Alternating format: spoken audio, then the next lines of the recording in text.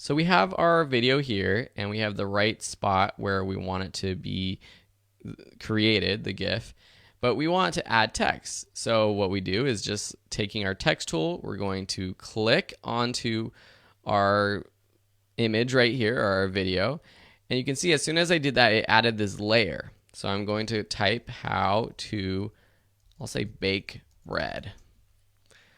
And then I'm going to take my move tool and move this around. I can add different layers. I can change the color with the character panel, make it stand out a little bit more. So maybe I'll do something like blue, something like bluish purple. But it still doesn't stand out quite as much as I want. So what I'm going to do is add a little background. So I'm going to take my shape tool. I have it set at white. And so I'm going to just create this bar over here.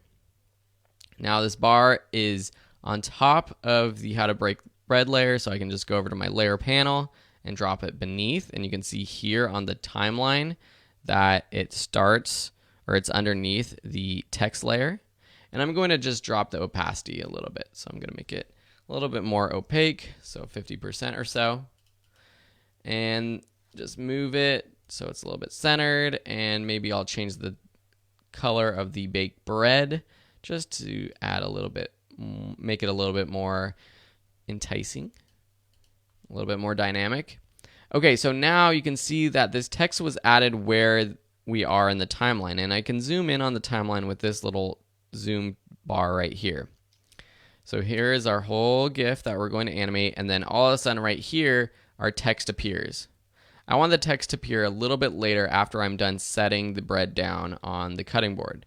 So I'm going to select both of these layers by clicking one and then holding shift down and clicking the next one and dragging them to the right. So right about there.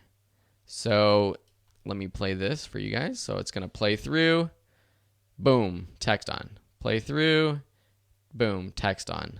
Play through, text on. So that's a pretty good little promo for this article, this tutorial that I've created. And the next thing we have to do is export it or save it.